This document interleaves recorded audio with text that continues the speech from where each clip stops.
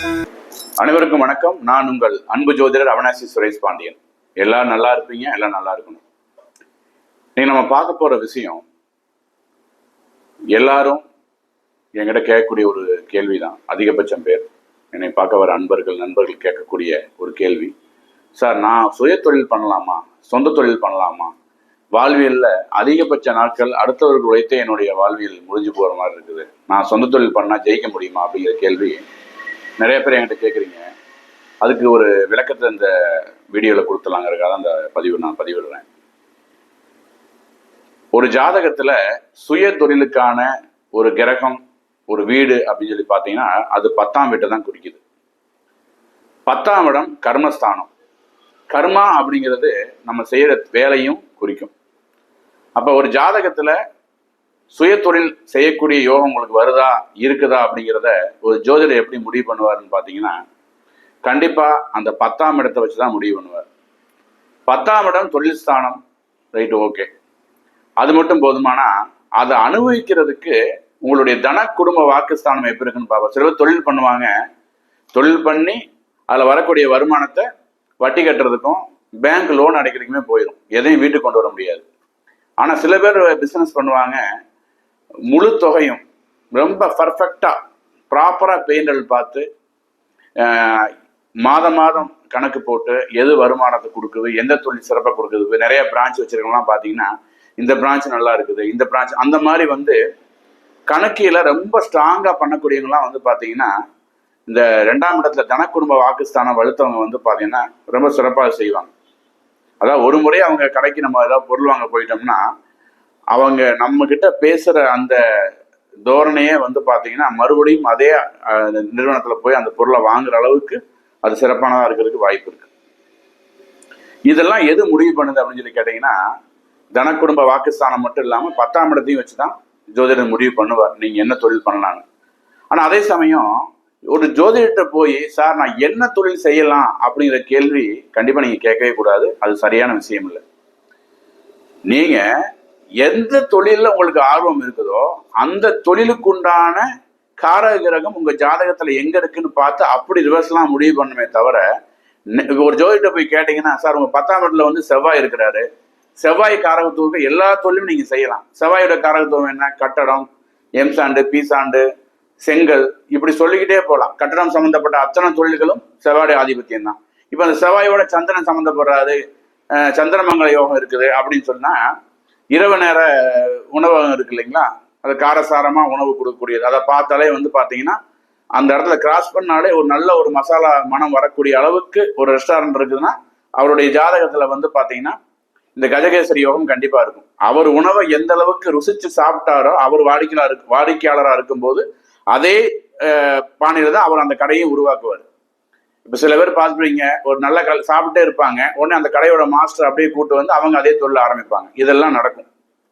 இதெல்லாம் எங்க நடக்குது அப்படின்னு சொன்னா, உங்களுக்கு எங்க ஆர்வம் முதல்ல இருக்குதோ அதை பேஸ் பண்ணி ஒரு தொழில் ஆரம்பிக்கும் போதுதான் அந்த தொழில் செய்யலாமான்னு ஒரு ஜோதிட்ட கேட்டுதான் நீங்க அதை செய்யணுமே தவிர, ஒரு காரகத்துவத்துக்கு பல தொழில்கள் இருக்கும், அதை ஜோதிட்ட கேட்டீங்கன்னா உங்களால ஒரு டெசிஷனுக்கு வரவே முடியாது. அப்ப நீங்க ஒரு ஜோதிடரை பார்க்கும்போது தொழிலுக்காக உங்க கையில ஆப்ஷன்ஸ் இருக்கணும். எந்த ஆப்ஷன் நம்ம சூஸ் பண்ணா, அதாவது இந்த ஃபீல்டுல எதை நான் செய்யலாம். இப்ப கட்டட தொழில் நம்ம பேசணும் இல்லைங்களா, அதுல எம்சாண்டு விற்கலாம், செங்கல் விற்கலாம், ஹலோ பிளாக் விற்கலாம், இப்படி சொல்லிட்டே போகலாம், சிமெண்ட் விற்கலாம்.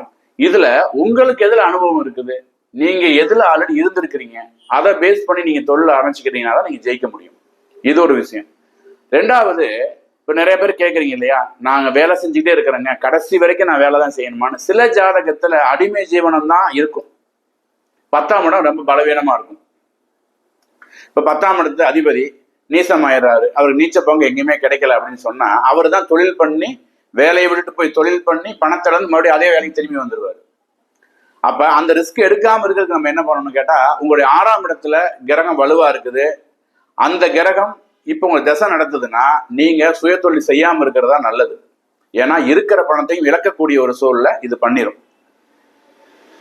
அடிமை ஜீவனம் ஒரு வார்த்தை இருக்கு ஜோதிடத்துல. அடிமை ஜீவனம்னா ஒருத்தர்கிட்ட அண்டி அவர் கொடுக்குற சம்பளத்தை ஒரு நிறுவனத்துக்கிட்டயோ தனிநபர்கிட்ட இருந்து வேலை செய்யறது. சுந்தர் பிச்சை கூட வந்து பாத்தீங்கன்னா அவருக்கு அடிமை ஜீவனம் தான். ஏன்னா அவர் நிறுவனத்துல வேலை செய்யறாரு. உங்க தெருவிலையோ உங்க உங்க ஏரியாவிலேயோ ஒரு மளிகை கடைக்காரர் இருக்கிறாரு அப்படின்னு சொன்னா அவர் சுய தொழில் தான் பண்றாரு. இங்க வருமானம் நிர்ணயம் செய்யப்படுறது இல்லை, அது சுய தொழிலா அடிமை ஜீவனமானு அவங்க என்ன முறையில் அது செய்யறாங்கிற பொறுத்தா இருக்கு. ஒரு பழவண்டிக்காரர் பழத்தை விற்கிறது கூட சுய தொழில் தான் ஜோதிடத்துல. அப்ப உங்க ஜாதகத்துல 10ஆம் இடம் என்ன சொல்லுது, 10ஆம் இடத்து அதிபதி எங்க இருக்கிறாரு, 10ஆம் இடத்தை யாரு பாக்குறான். இப்ப நான் சொன்னேன் இல்லைங்களா, செவ்வாயும் சந்திரன் இடத்துல இருக்கிறாங்க, 10ஆம் இடத்துல இருக்கிறாங்க வச்சுக்கோங்க. குரு பாக்குறாருன்னா மிக யோகமா அது நடக்கும் அந்த தொழில். அதுவும் இந்த கோச்சாரத்துல வரக்கூடிய குரு அந்த 10ஆம் இடத்தை தாண்டான்னு வச்சுங்க, கிராஸ் பண்றான்னு வச்சுங்க, அந்த ஒரு வருட காலம் வந்து பாத்தீங்கன்னா நிறைய இன்வெஸ்ட்மெண்ட் பண்ணுவாரு, நிறைய பிரான்ச்சஸ் போடுவாரு, பணமனு அது அதிக பிளஸ் நோக்கி நகரும். வலுவான ஒரு நிறுவனமா அது மாற ஆரம்பிக்கும்.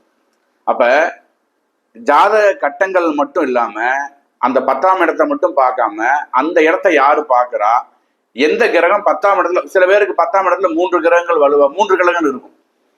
அந்த 3 கிரகங்களை எந்த கிரகம் வலுவா இருக்குன்னு பார்க்கணும். அந்த கிரகத்துக்குடைய காரகத்தூர்ல நீங்க தொழில் பண்ணீங்கன்னா நீங்களும் மிகப்பெரிய ஒரு தொழிலதிபர் ஆகிறதுக்கான வாய்ப்புகள் இந்த உங்கள் ஜாதகம் உருவாக்கி கொடுக்கும்.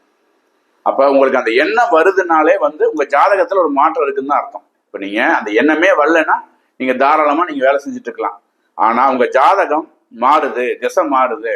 இப்ப ராகு திசை நடந்துட்டு இருக்கு, டக்குனு குரு திசை வருதுன்னு வச்சுக்கோங்க. குரு லக்னத்துக்கு 10ஆம் இடத்துல தனித்து இல்லாம வேற ஒரு கிரகத்தோட இருக்கிறாரு அப்படின்னு சொல்லி பாத்தீங்கன்னா கண்டிப்பா உங்களுக்கு தொழிலுக்கான சிந்தனைகள் வரும். சார் 10ஆம் இடத்துல சந்திரன் தான் சார் இருக்கிறாரு, எனக்கு யாரும் இல்லைன்னா இந்த 10ஆம் இட சந்திரனுக்கு தான் வந்து டிரான்ஸ்போர்ட் வச்சிருப்பாங்க, டிராவல்ஸ் வச்சிருப்பாங்க, கொரியர் ஏஜென்சி வச்சிருப்பாங்க. இதெல்லாம் வந்து சந்திரனோட ஆதிபத்தியம். ஏன்னா சந்திரன் வேகமாக நகரக்கூடிய ஒரு கிரகம், சரிங்களா? அப்ப வேகமா நகரக்கூடிய கிரகம் தொழில் ஸ்தானத்துல உட்காரும் போது என்னன்னு கேட்டீங்கன்னா உங்களுடைய அந்த தொழிலுமே வந்து டக்கு டக்கு டக்குன்னு மூவ் ஆகக்கூடிய தொழிலா இருக்கும். அப்ப ஜாதகத்தில் 10ஆம் இடம் எந்த அளவுக்கு வலுவா இருக்குன்னு பார்த்து அந்த காரகத்துவத்துல உங்கள் தொழில் உங்களுக்கு எதுல இன்ட்ரெஸ்ட் இருக்குன்னு பார்த்து எதுல உங்களுக்கு அனுபவம் இருக்குன்னு பார்த்து நீங்க முடிவு செஞ்சீங்க அப்படின்னா மிகப்பெரிய ஒரு தொழிலதிபர் ஆகிறதுக்கான வாய்ப்பு உங்களுக்கும் இருக்கு. இதுதான் இந்த வீடியோக்கான விளக்கம்.